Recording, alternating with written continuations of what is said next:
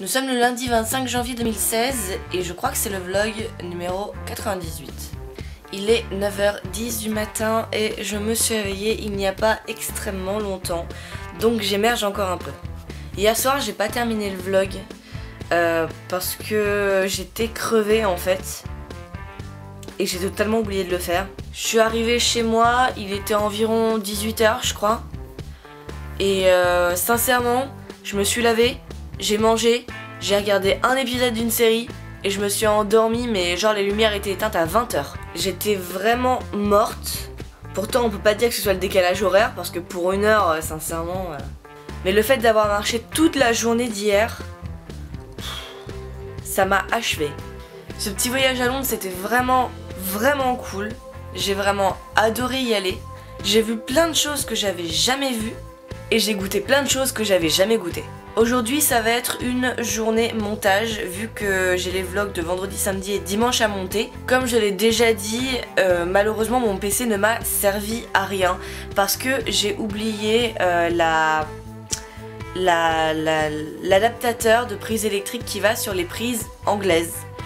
Du coup on n'a pas pu recharger nos téléphones, mais vu qu'on s'en est pas servi, vu qu'on n'avait pas internet, du coup ça n'a pas été un problème, on a eu de la batterie même en rentrant quoi. Et je n'ai pas pu vider ma carte. Heureusement j'ai pu filmer tout ce que je voulais avec mon appareil, donc tant mieux. Mais du coup j'ai 3 jours de vlog à monter.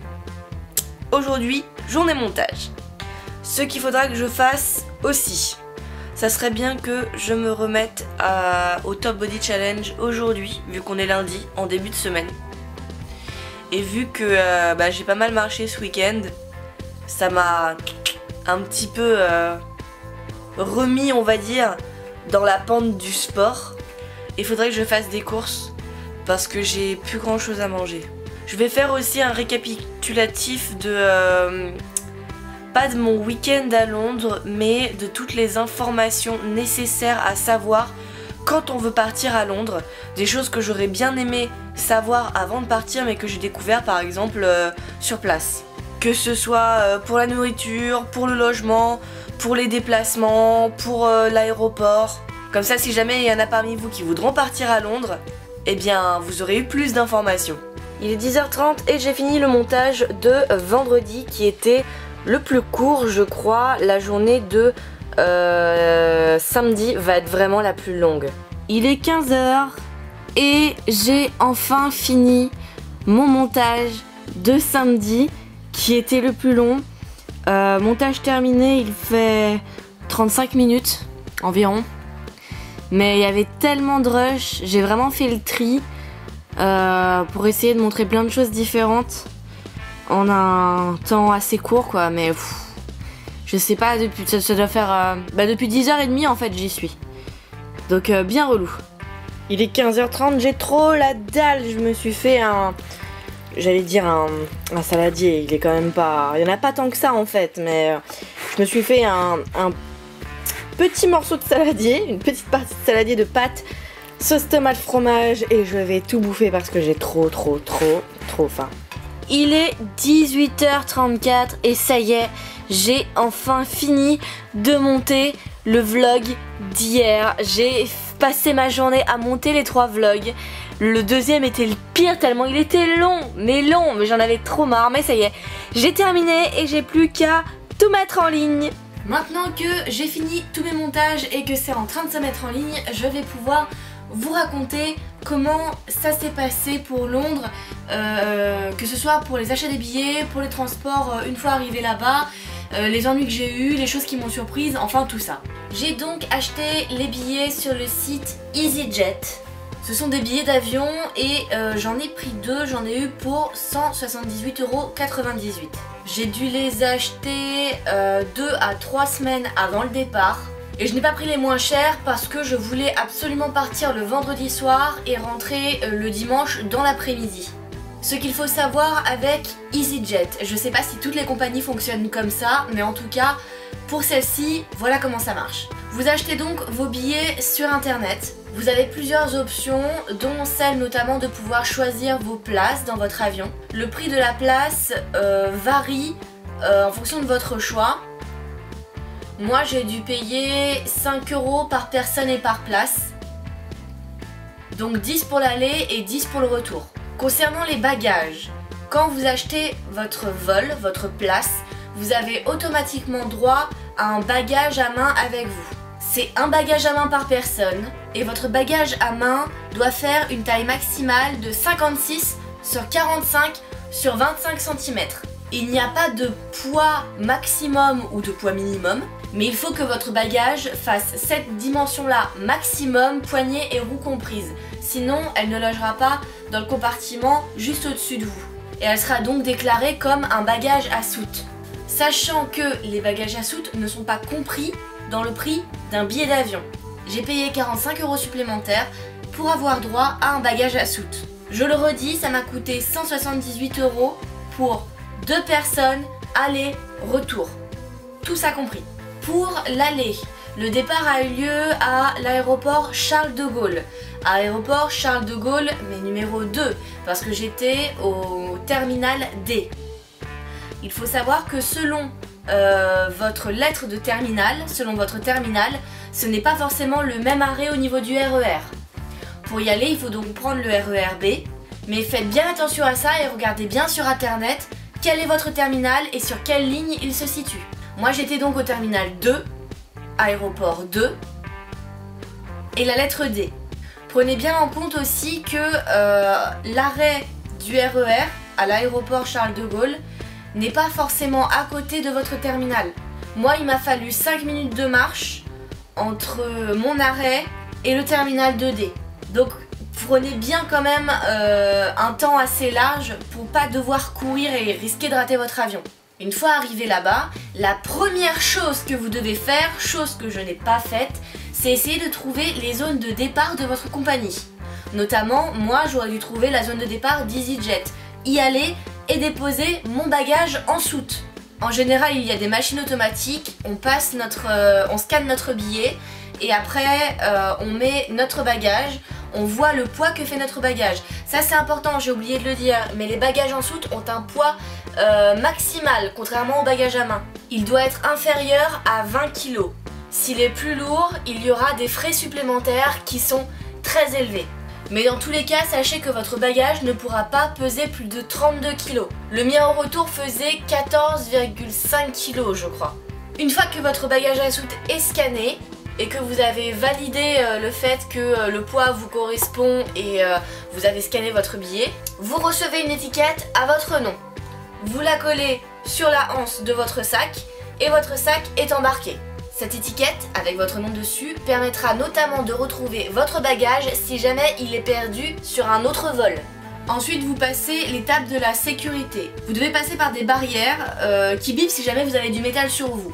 On vous donne des petits bacs et on vous demande de mettre justement vos bagages à main, votre manteau, vos lunettes, votre montre, votre portable, tout ce qu'il y a dans vos poches, vous le mettez dans votre bac qui est scanné sur des roulettes. Vous le voyez, hein, ça disparaît pas, c'est juste à côté de vous, donc on risque pas de vous le piquer. Vous passez par la barrière, ça sonne si jamais vous avez un truc en métal, ça sonne pas sinon. Et juste après, vous récupérez vos affaires. Après ça, vous passez l'étape de la douane. Là, on vous demande votre carte d'identité si vous allez dans un pays européen ou bien votre passeport si jamais vous allez plus loin. Faites bien attention à la date de fin de votre carte ou de votre passeport parce que je sais que mon père a déjà eu un problème. On était parti en Allemagne et sa carte d'identité s'est périmée lorsqu'on était en Allemagne. Donc ça a été le vrai merdier pour revenir. Elle a été périmée genre de 2-3 jours. Sachez que vous n'aurez pas le droit d'avoir avec vous, dans votre bagage à main, et donc dans l'avion, certains produits, comme notamment tout ce qui est bouteilles, ne serait-ce même que des bouteilles d'eau, des bouteilles contenant des liquides au-dessus de 100 ml, tout objet coupant comme des coupes-ongles, des briquets aussi, c'est interdit, parce qu'il est interdit d'avoir des produits inflammables. Pensez donc bien à vider vos sacs lorsque vous les faites, ou alors à tout mettre en soute, histoire de pas devoir jeter au dernier moment, je sais pas, votre dernier parfum que vous avez eu à Noël et qui coûte 100 balles parce que il fait plus de 100 ml. Ça serait quand même con. La dernière étape est celle de l'embarquement, c'est-à-dire le moment où vous allez rentrer dans l'avion. Avec EasyJet, l'embarquement avait lieu une demi-heure avant le départ. Il me semble que l'heure de vol était à 21h15, le décollage. Donc l'embarquement devait être à 20h45. Donc on devait se présenter aux portes de l'embarquement avec sa carte d'identité et son billet. Et bien sûr ce bagage à main. Avant 20h45, parce qu'à 20h45 devait avoir lieu la fermeture des portes. C'est-à-dire qu'une fois les portes fermées, vous ne pourrez plus rentrer dans votre avion. Donc faites bien attention à l'heure de fin d'embarquement qui est sur votre billet et pas à l'heure de décollage. Mais bon, EasyJet était super en retard, que ce soit à l'aller comme au retour. Et je crois qu'on a commencé l'embarquement à 21h15, donc à l'heure où on aurait dû décoller. On a atterri à l'aéroport de Luton, qui se trouve à 50 km du cœur de Londres. Pour y aller, vous avez plusieurs possibilités, notamment le taxi, mais ça va vous revenir une blinde, entre 60 et 100 livres, donc 80 livres en moyenne, sachant que 80 livres, je crois que ça représente environ 105 €. Vous pouvez louer des véhicules. Je vous avoue que je me suis pas du tout renseignée sur la question parce que j'avais vraiment pas envie qu'on loue une voiture. On peut aussi prendre des bus ou des autocars. Mais nous, ce qu'on a fait, c'est prendre le train. Nous, on a acheté des billets Thameslink. Je vous mettrai le lien en barre d'infos. Qui nous a donc emmené jusqu'à Saint-Pancras. Et je pense qu'on a dû mettre entre une demi-heure et 3/4 d'heure pour y aller. On a donc acheté un billet Thameslink à la borne, puis on est sorti de l'aéroport et là on a pris une navette gratuite qui est compris dans le prix du billet de Thameslink qui nous a emmené jusqu'à la gare du Thameslink. On a donc eu ce billet et ça a coûté 31 livres pour 2 personnes, soit environ 40 €. À Saint-Pancras il était tard, on ne savait pas s'il y avait encore des métros, il était 23 heures passées. Du coup, on a opté pour rentrer en taxi jusqu'à l'hôtel. La course a coûté environ 17 livres, ce qui fait environ 22 €. Concernant l'hôtel, j'en ai eu pour 165 € pour 2 nuits pour 2 personnes. J'ai choisi un hôtel avec une salle de bain comprise dans la chambre. Le Wi-Fi inclus est disponible dans les chambres et petit déjeuner offert. Certains hôtels peuvent vous offrir, on va dire, la possibilité de vous transférer de l'hôtel à l'aéroport ou de l'aéroport à l'hôtel. Par contre, en général, ce n'est pas inclus dans le prix de votre nuit. Ça sera en plus, ça sera en option. Concernant les transports donc à Londres, il faut savoir que le métro, ça s'appelle pas le métro là-bas, ça s'appelle Underground. J'ai choisi un hôtel au cœur de Londres vraiment pour ne pas avoir à trop galérer dans les transports et devoir juste prendre le métro. On était donc en zone 1. Pour ceux qui sont à Paris, vous savez que les transports, il y a des zones différentes. Plus vous vous éloignez du centre de Paris et plus les zones ont des numéros élevés. 1, 2, 3, 4, 5, etc. À Londres, c'est exactement le même système. Et évidemment, plus vous vous éloignez, plus le billet va vous coûter cher. Je vous avouerai que j'ai pas forcément visé l'optimisation pour le ticket de transport parce que j'ai pas tout compris et on n'y restait qu'une seule journée vraiment pour visiter. Donc j'ai opté pour un billet à la journée qui coûtait 12 livres 10 cents par personne, ce qui fait environ 15 €. Ce billet fonctionne entre les zones 1 à 6, donc quasi partout dans Londres. Et ça marche aussi bien avec le métro qu'avec le bus, vu que pour eux c'est la même chose. Mais contrairement à Paris, ce qu'il faut savoir, c'est que les métros ne possèdent pas des noms de terminus et de direction comme nous. Une ligne qui va être d'une couleur, par exemple bleue, va s'appeler la ligne Victoria. Évidemment, elle va passer par la station qui s'appelle Victoria. Et pour savoir dans quel sens vous voulez aller, en fait ils vous disent que la ligne va soit à l'est, soit à l'ouest, soit au nord, soit au sud. Concernant le retour, comme on voulait juste aller de l'hôtel à la gare Saint-Pancras pour aller ensuite à l'aéroport, on a juste pris un billet à sens unique, un billet tout seul, juste pour un trajet. Le billet a coûté 4,90 livres par personne, ce qui représente environ 6,50 €. Là encore, je ne suis pas entièrement convaincue de l'optimisation de mon billet. Je ne sais pas si j'ai vraiment pris le bon. Mais on était pressé, il y avait du monde et j'avais pas envie de passer un temps fou à regarder ce qui se passait. Donc j'ai pris ça. Une fois arrivée à la gare Saint-Pancras, j'ai été directement au guichet pour demander un ticket pour prendre un train en direction de l'aéroport de Gatwick. L'aéroport de Gatwick qui est à l'opposé de Luton, mais un peu plus près, je crois qu'il est à 40 km. Le monsieur m'a donc donné 2 billets et cette fois-ci j'en ai eu pour moins cher, j'ai plus le prix exact, mais je sais que c'était 15 livres et quelques pour 2 personnes, ce qui revient environ à 20 €. Il y avait des trains toutes les demi-heures et on s'est souvent arrêté sur la ligne. Je pense qu'il y a eu des petits soucis, normalement on devait faire le trajet en 30 minutes et on a mis 45 minutes. Une fois arrivé à l'arrêt de l'aéroport de Gatwick, on est rentré, je sais pas ce que c'est en fait, dans un espèce de transporteur sur rail qui nous a déposé directement à l'aéroport.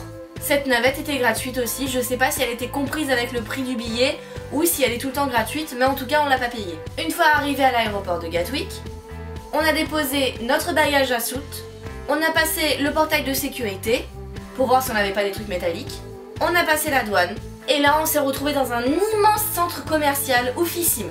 On a regardé sur les panneaux pour voir où avait lieu notre embarquement. Il devait être 12h45 lorsqu'on a regardé et en gros on n'avait pas l'information avant 13h05. On a dépensé nos sous, nos derniers livres sterling, en bouffe, en petite merde. Il nous restait genre 15 livres donc vraiment pas grand chose. Et à un moment on regarde le panneau et on voit que il est 30. Que l'embarquement avait lieu jusqu'à 25. Et qu'il y a marqué porte close. Là on panique, on se dit c'est pas vrai, on a raté l'embarquement. On court jusqu'à la porte 104 et en fait on avait de la chance parce que comme c'était EasyJet, ils avaient encore une demi-heure de retard. Mais ça aurait été une compagnie plus sérieuse, on se serait retrouvé devant des portes closes, on n'aurait pas pu monter dans notre avion. Donc je le redis, faites bien attention à l'horaire de votre fin d'embarquement et pas à l'horaire de votre décollage. Une fois arrivé à l'aéroport Charles de Gaulle, on a récupéré notre bagage en soute et puis on a pris le RER B encore pour rentrer. Concernant les dépenses que j'ai faites, c'est principalement que de la bouffe.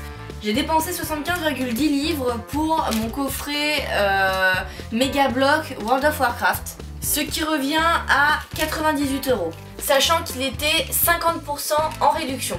Au Burger King, on en a eu pour 12,87 livres à 2, ce qui fait environ 17 €. On a été à une supérette et on a acheté quelques produits que vous avez vus notamment vu qu'on les a goûtés, on les a testés. On en a eu pour 9,61 livres, ce qui revient environ à 12,50 €. On a aussi mangé samedi soir au restaurant, sincèrement j'ai pas le ticket, c'est Noli qui l'a.